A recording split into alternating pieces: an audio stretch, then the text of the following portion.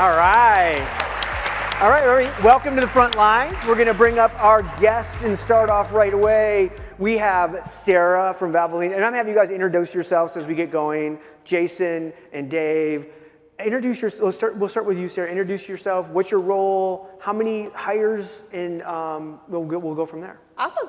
Hey, good morning. Sarah Wright from Valvoline Inc. So think if you've ever passed a Valvoline instant oil change, my team staffs those stores in the U.S. and Canada. 20 years in TA, we hire about 11,000 frontline workers every year, and proud partner of Workday and Paradox. I can describe the last 2 years as transformation, so excited to chat with you all today, and hopefully, if I can, be a resource. Awesome. Jason. Yeah, Jason Smith from Carter's, based here in Atlanta, obviously. Have been in talent acquisition for roughly 13 years, at Carter's for a little over 4. At Carter's, obviously, we have roughly 1,000 stores across US, Canada, Mexico. We also have 3 main distribution centers that we support as well, and then our corporate offices also. So for Q1 this year, we hired roughly 2,800 employees, and 2,500 of those were in frontline positions, either in our distribution centers or our retail stores. Amazing. So you don't know this, Jason knows this already, but one of the very first stores I ever went into as a child, my first memory was a Carter's. Yeah. And that was a long time ago. How long has Carter's been around? So this is our 161st year in business. So we've been around since 1865. As I joked with you earlier, I don't think you were one of the first That was not the year. I don't think Carter's does this anymore, but I remember I came from a divorced family, and my parents got divorced when I was like 4, and my dad had to go buy his clothes, and I remember him taking my sisters, and Carter's had this thing where they could the dads that were dumb didn't know anything could match, here's a green top like label and a green short top, and then those things actually worked and went together, and that's how they got men to buy child's clothes, Yeah, there you go. Smart. Yeah. That's how I still dress myself today. So Dave Sansavera with Lowe's, lead the field talent acquisition team. Been with the company a little more than 17 years, 2.5 years in TA. Since February, I'll just put it this way, how many do we hire? Since February, we've already hired about 75,000 associates in the stores. My team owns all of our store, supply chain, and our call centers, so about 270,000 of the 300,000 associates. Amazing. Awesome. Dave, I'm going to get this wrong, but I think I remember right before COVID, you were hiring around 80,000 a year, and that changed dramatically, right? It's well over 300. Yeah. So before COVID, our peak season, we would hire 50 or 60,000 during peak, right? And then you would move on. And yes, that has absolutely changed. Yeah. Okay, can everybody take a seat? So I'm not being rude and looking at my phone. Usually when we do a podcast where I have screens, and so I have all my notes and show notes and stuff like this, and then, so now I have to have a phone. So it's I do no notes, I just wing it. That's what I'm going to You don't wing it. She memorized everything. So you're going to start them off with a question, and we'll go. By the way, our podcast is conversational. We hope to have it that way. And, so again, we have some great guests that know a lot of stuff. So we'll go back and forth. Absolutely. So we talked about change and transformation, and many of you are going through that. You have all been through a tremendous amount of change over the past few years. But I'd love to hear the one story that really made you realize we have to change this up. We cannot go backwards. This is the deal breaker. We've crossed the Rubicon. Sarah, what was it for you? Yeah. I think I'm not meaning to steal your answer from earlier, but I think COVID, right? When COVID hit and we all realized, oh my goodness, the in-store interviewing had to come to a stall, and how do we rethink how, one, we attract candidates, but also hire quickly without meeting in person? And so COVID was great for a lot of things. It was very challenging. I feel like we all need I Survived shirts. After that. But it really sparked innovation because we had to. And I think, once we realized that we could hire without having people physically in stores, we started to look at how do we continue to support that as well. And the other thing is post-COVID, Valvoline, we were very blessed. It was actually 2 of our most successful years, but it just required a lot more work to do that, was the candidate changed. Right? The candidates started to tell us they wanted something differently. They expected us to move quickly. They expected us to be transparent in our process. And And really, if you're trying to attract the top talent, you've got to accommodate that candidate. So I'd say COVID was definitely the catalyst for us. Sarah, did you guys think, this is, again, I told you I would take you guys off base immediately, so just my first question is, you said this, your 2 busiest years after COVID, everybody was working at home, they're not driving as much, so why were they changing their oil more? Like, I'm just like, it's crazy to me that we hear that stat, and you're like, well, why? It doesn't make sense to me. Yeah, Valvoline adapted quickly. So similar to Carter's, we've been in business since the 1880s, right? And so innovation is a part of who we are, and safety is a part of who we are. So we quickly had to look at our store operations and say, actually, more people had time. So they were driving because they were not working or they were out of school. And so you saw a lot more people vacationing. And so, but we had to say, how do we make our guests feel safe when they come in? How do we make our family members feel safe? And so we reevaluated our processes within the stores. And so guests would drive in and they wouldn't have to get out of their cars. And that was new, right? And so it was adapting to where we were. And then the demand actually came from, not being at work or school. Yeah. Candidates changed, customers changed too. They did. Yeah, They did. absolutely. And we have a lot of those same practices today. Customers told us they enjoy not getting out of their vehicle. I know. Right? I enjoy And the that workers as well. love it more. Yeah. Yeah. No, stay your butt in the Stay. car, please. Yeah. Jason, what about you? Yeah, so I'll kind of piggyback on what Sarah said. It really started in that 2022, and kind of going back to one of the slides that Josh showed earlier, right, where it's kind of the graph. In that 2022, I think it's 2 to 1, right, as far as like number of jobs opening to employer or candidates looking, right? So there's a lot of jobs open, candidates have a lot of choices, and for us, we had to figure out how do we get to people quicker, right? How do we make things more efficient? So we actually started in our distribution centers, right? So our distribution centers never shut down during COVID. They always stayed open, obviously helping to get the product to our stores, to our customers via our e-commerce channels, et cetera. And so we do a lot of peak season hiring, right, where we might have to hire 200, 300, 400 people at a time in our distribution centers. We needed to be able to get to them quicker, to be able to get them before they got off the market. And so that's when we really implemented Paradox, and that helped us to really schedule quicker, right? One of the things we know at Carter's, just transparently, like we know we might not always be the highest paying gig in town, but what we can beat people on is efficiency. How do we get to the candidates quicker? So that's really for us what started our journey using Paradox. It's crazy. Dave? Yeah, so I wasn't with the TA team when we implemented these changes, but I was on the learning side, creating the training for it. And it was obvious from the outside looking in where we were trying to go. And you're going to hear a theme up here, right? Getting faster, right? We don't hire minors, so that takes away a large population for us. And so then when you're going after talent, how do you get to them faster? And we knew we had succeeded when in our supply chain, one of our supply chain locations actually nominated Lucy, which is our hiring assistant for Paradox, nominated her as an associate of the month. After we had rolled her out, just because it really did put time back into the hands of the hiring managers. It was much faster, much more efficient. And I've yet to talk to a candidate who hasn't said it was incredibly fast and easy to use. What's your name of your bot? Lucy. Lucy. Alicia. Megan. I think it's all women. Yeah, it's all women. Like we don't do Pat. We don't know if it's either one. Like it is interesting because Josh will say this story too at McDonald's when they did the Olivia thing. People would come in and go, "I have an interview with Olivia," and you're like, "Oh, that's the wife of the owner of the software." She is famous. You go to conferences, people want pictures with her. My next question would be: we know like the number one job that teens want right now is digital creator. None of us are hiring digital creators. We're hiring frontline workers. How do we get young people excited or even interested in today's world about going to work for Valvoline or Carter's or Lowe's? Like, how are your teams like dealing with that from a foundational level of we have fewer workers coming in, we need more of them to be interested, and yet they're all interested in doing what we do, or running a podcast or being an influencer. CEO. It's so funny when you hear these young kids that are like, I'd like to be the CMO. How are you guys doing that, working on that challenge? Go ahead, Dave. Yeah, so I think part of it is just making sure, so we have a split hiring process, some direct hires in the stores and some direct hires through the recruiting team, but all of it has to do with why Lowe's, like why would you come in, what are you going to get from it? And we start on day one trying to pitch that career aspect of it. We're using the technology, you have a chance to solve problems, right? And that's what you'll hear from our mission statement is, right? We solve problems and fulfill dreams for the home. And so we're looking for that individual who wants to help solve problems, who wants to get engaged, who wants to go through that. And then how do you use technology to do it? Right? The technology is here.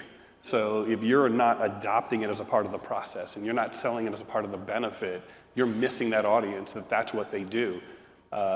When we were hiring in a call center several years back, it was amazing. We would get people into the room. They couldn't turn on a computer because they're using tablets. Right? And so we're like, oh, we didn't account for that. we have to teach them this is a computer, and here's how you push that button, right, to turn that on to get it to go. So you have to change with the technology and the times, and you've got to market that as one of the benefits of being with the company. Yeah. Because you Valvoline and Lowe's, because you're looking to, you don't necessarily have to hire them skills, but you have to train them skills. You're going to give them a skill that they don't have, so you're going after like that group. Go ahead, Sarah. Yeah, no, you are saying the words that I was getting ready to say. So at Valvoline, it's similar. We're selling, it's a launching pad, right? This is your foot in the door for a greater career, and we really try to make that career progression path transparent. Like on our career site and our conversation, and we follow up after they're hired. And it's very real that an individual could start as a technician entry level. We will develop them for their skill, and that's one thing we sell. Like you're getting a real life skill that even if you don't build a career here, you're going to be able to change your oil for the rest of your life. And we're going to develop you. So that investment of the development is key, right? And it really shouldn't be taken for granted. How many companies really going to develop you from day one and potentially in a year or 2 year be a service center manager? And about 95% of our service center managers started as a technician. So we're selling skill, we're selling development, we're selling career path, but we're also selling a sense of belonging. So in our stores, we call them we're family members. And it sounds a little cultish when you first join Valvoline. Everybody's like, welcome to the family. And you're like, what is that? Slow down. Yeah. But, yeah. I have a family. Yeah. But when you really do get into the stores, the camaraderie is there and they become very close knit. And that's a competitive advantage for us. And Gen Z, I mentioned we hire 72% Gen Z, they're looking for that. Yeah. They're looking for that sense of belonging, and we really try to make that clear. We want them to be, we're intentional on day one to include them. And then the last thing I would share is that Gen Z also wants to know that what they do matters. Right, and so they may be starting in a frontline role, just like the rest of us. We need to help reinforce, like, that's where I started too. But Valvoline has a strong focus on giving back to the communities, and our program's called Happy to Help. And when you go in a Valvoline instant oil change and you say, I appreciate you doing this, we'll say happy to help. But with our community partners, every market has their own partnerships, and we go and we volunteer at the Ronald McDonald House, or we're partnering with a behavioral health organization to help children. And I think that's really important for retention and kind of the buy-in and love, for what you do. Yeah, we sort of got away from this corporate social responsibility, for a lot of organizations, and I think this new generation is going to bring it back. So I love that. And I love that about them. Yeah, I do too. Jason, I'm interested in your opinion on they both have said we kind of have this like, hey, you get hired in, no skill, low skill, you're going to become a manager. It's this concept of and I think it's McDonald's. If you look at the Fortune 500 CEOs, I think it's like 25% of them had worked at a McDonald's at some point in their career. I just made that number up. It could be 78, it could be 18. It's a number that you'd be shocked by in terms of how many Fortune 500 CEOs had a career where they worked there, maybe it was in college or high school. Is it legitimate to think for these kids to go, oh, you're going to start at Carter's and one day you'll be the CEO?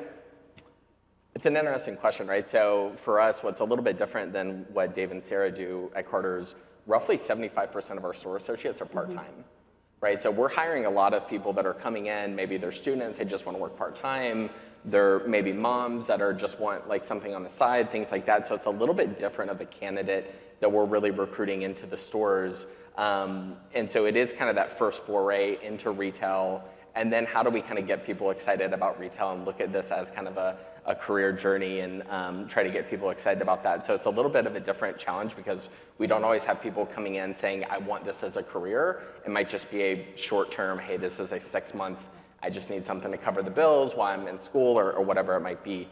So we have that kind of different type of candidate that we're reaching to. But it is an interesting question, and I think the more that automation and AI and everything kind of comes into play, I do think there's going to be value in that, kind of having that personal skill and what you learn when you're working in a store, working in a fast food chain, whatever it might be, and actually interacting with a human, right? And one of the things, I lead our college program as well, and one of the things that we've seen is, and it's kind of aging out a little bit, but this generation that they were impacted in high school or in college during COVID, right? Yeah. And they were kind of separated. And so some of these social skills that you learn when you're in high school or you're on a college campus, they've kind of missed out on, and they're looking for it, right? And so they actually enjoy the ability to go into a store or to work in an office and be around others because they didn't get that experience. Absolutely. I see that with my own kids. It's pretty crazy.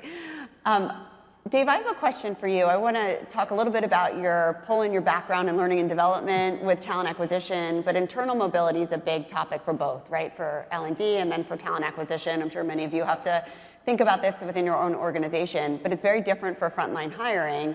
Internal mobility might not be, I want to be the CEO. It might be, I don't want to work these hours and I can't work nights anymore.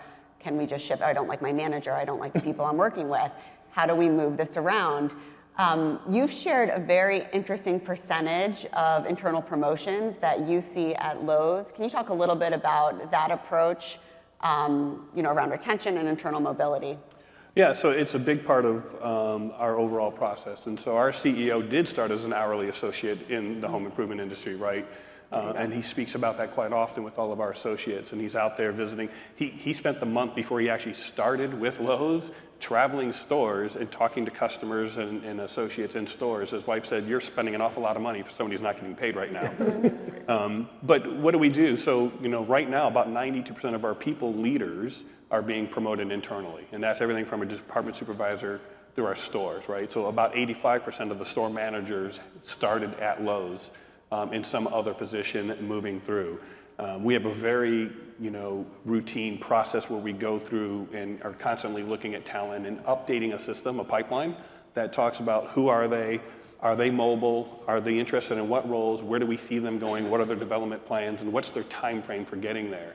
And our team leans into that as a part of our hiring process. So if something gets posted, we're going to be looking and saying, what's your internal pipeline and why are you not hiring one of those? Or vice versa, you don't have an internal pipeline, why are we not taking that rec and going to find you somebody for it? So It's this integrated talent approach through when we walk them through the front door, what are you doing to keep them so they don't walk out the side door? Yeah. Right? I think that's the legitimate career path, though. When you think about, I got hired in at a Lowe's as an hourly worker, whatever that might be. I became a manager. I became a general manager. Now I'm running. What's the average revenue of a box of yours? Ballpark. 50 million a year? What? Oh, yeah, it could be anywhere from 40 million to 100 million. Yeah, so you went from literally hourly person up to I'm running a 50 or 60 or 70 million dollar business. When I was at Applebee's, the average box was like 3.5 million, but it was the same thing. You're like, look, you can come in as a cook or a server or a bartender, and within a few years, you could be running your own business at $3.5 million. Like, it's a career path that's legitimate, and like you said, 85% of those people potentially then could become a general manager. Like it's crazy, Yeah, I mean, you're basically running your own Fortune 500 company at that point, right? Yeah.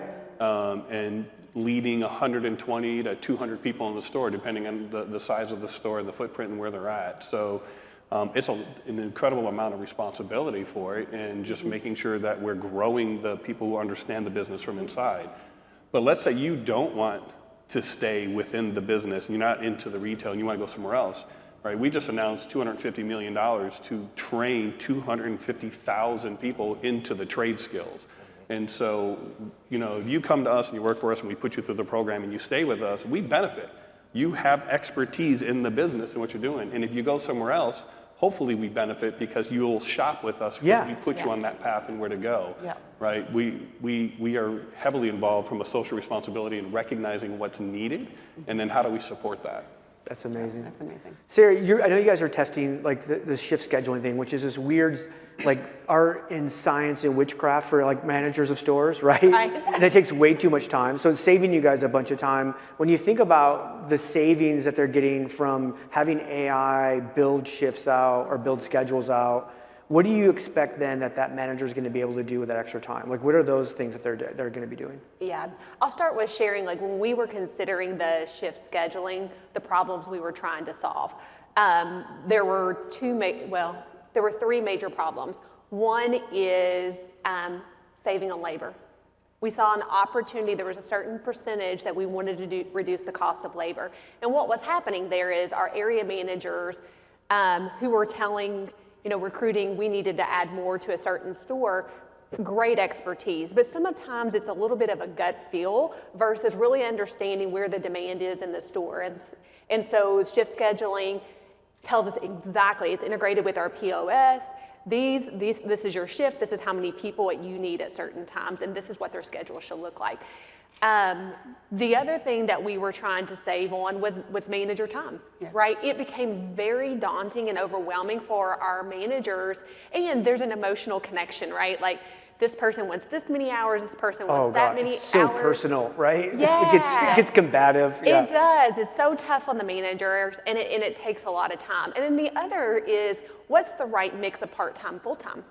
Yep. Right? And so what you don't want to do is hire everybody full-time and then you only give them part-time hours, because then you see turnover, and then you also don't want to overpay for full-time, and there's benefits involved when we could be targeting maybe college students, right? Who can come in part-time. Jason, I want to ask you about impact. We talk a lot about outcomes and impact, and a lot of companies invest in technology. In our research, we found that only 1 in 2 measure ROI. And it's a tricky thing when you spend millions of dollars on technology, but you all have seen tremendous impact from implementing Workday Paradox on your whole hiring process. So Jason, I wonder if you can share any of those outcomes or the impact that you've seen. Yeah, I think for us, so we have Paradox now implemented across all 3 areas, right? So corporate, retail, and distribution center. I think the biggest thing is kind of going back to what we talked about earlier is the speed, right? So one thing I think everyone's hearing, no matter what industry you're in, is you have more to do, less time to do it, less resources to do it, et cetera. So how do we help empower our hiring leaders, no matter where they're at, whether they're in our store, distribution center, corporate environment, like how do we empower them to be able to hire quicker and take some of that burden off of them, right? So for our retail, I'll just give the example of like our retail associate.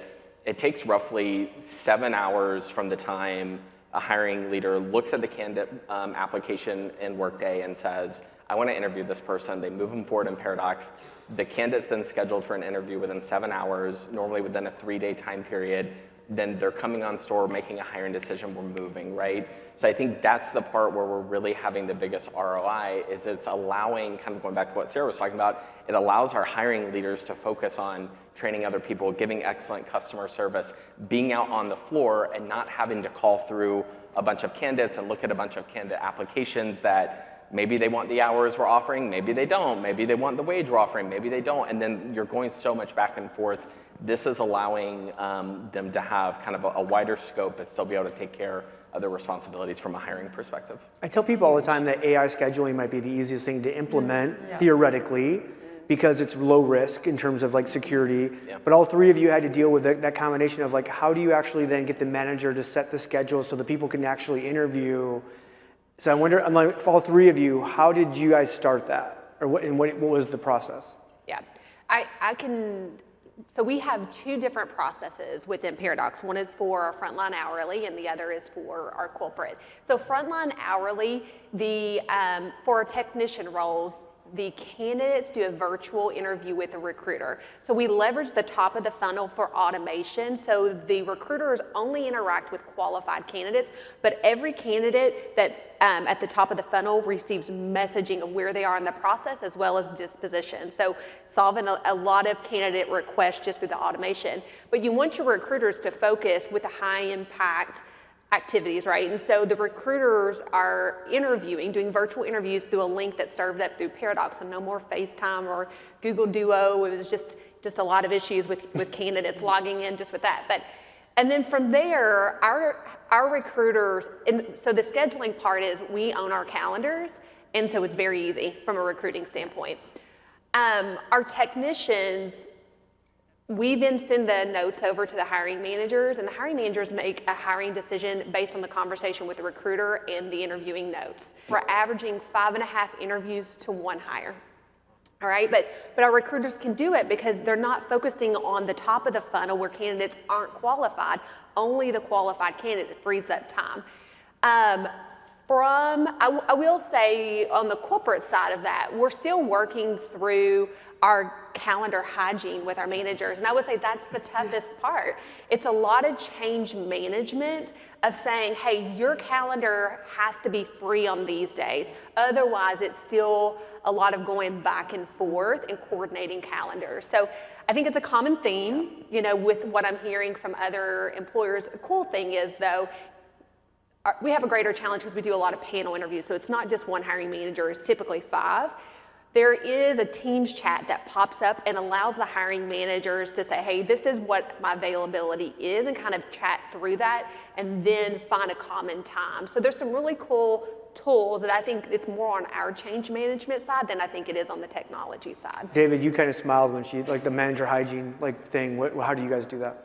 Yes, it really depends. So in the early level, like when we started this, it was all of our entry-level positions, our high-volume roles. And what we did was we set up round-robin panels. So any assistant store manager, their calendars had to be managed to have some availability, and then Lucy can just plug into that. And then we manage our no availability report, right? So if you don't have anything, we can take a look at that and say you need to open up more.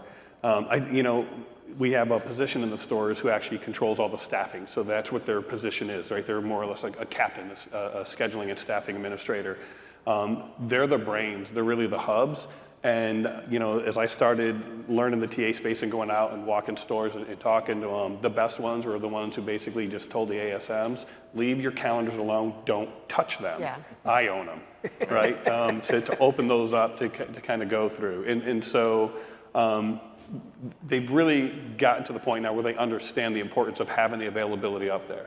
Now that we're moving into a little bit higher level roles and some more targeted spaces, what we know is not every rec is equal. And so we're working with our Paradox partners to just say, if an ASM has 5 hours open for interviews, Lucy doesn't know which one's the priority, and we'll just put first come, first serve in there.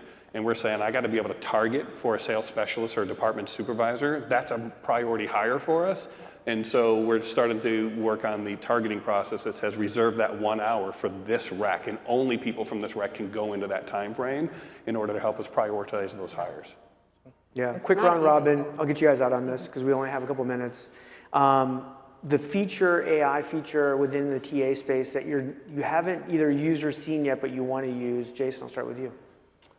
I think for us, it's if a candidate applies to one job, let's say they apply to a retail associate role in our store in Alpharetta, how do I make sure that we can see them for roles in Sandy Springs, Dunwoody, Roswell, like the surrounding area, so they're not having to apply to every different position. That's something we have. Yeah, because AI should reach out to them and say, hey, by the way, we have 5 other stores too. Any of these would you be interested, within a 20-mile radius or 15-mile radius, whatever it is. Would you also be interested in working here? How do we kind of share that talent and be able to get to it instead of making them apply to multiple roles? That's an easy one. Well, Workday, get it on lets that. them, Workday does, Paradox will let you know. I think Lowe's does that, where it can show you other ones. But I think what you're saying is actually just apply once. Just apply once. Instead of making them go and apply multiple times. And then it just says these are all the roles. Yeah. Nice. Dave? Yeah, I +1 that, right? The intelligent matching from the candidate. I wonder if that's on the pitch fest. No, I'm just Should be. Sarah? So a strong focus of ours is an employment assessment. So I'd mentioned earlier, our recruiters are interviewing 5 candidates to get to 1 hire. So we're in a pilot right now, but we're also looking at other assessments too. What we're seeing in our pilot is it's a personality assessment that's aligned with our high performers. And so they're serving up a score, and we're not letting that eliminate, but it is allowing us to use that as a decision point. In 2 of our 3 markets, we've gone from 5 interviews to 1 hire to 3 interviews to 1 hire. And then we'll be tracking the retention to see if it helps to improve. And so that's the space we're going to continue to innovate in, because when you think about a growing company and you want to drive efficiencies, if I can free up my recruiter's calendar a third of the day, we can grow and add more stores without actually adding headcount and then not overwhelming them as well. That's amazing. Yeah, that's great. Thank you guys so much for being on. Everybody make sure you connect with them on LinkedIn. Y'all, that's the Frontlines Podcast. This is what we do. Thank you so much for being out here today. Thanks for having us. Thank you.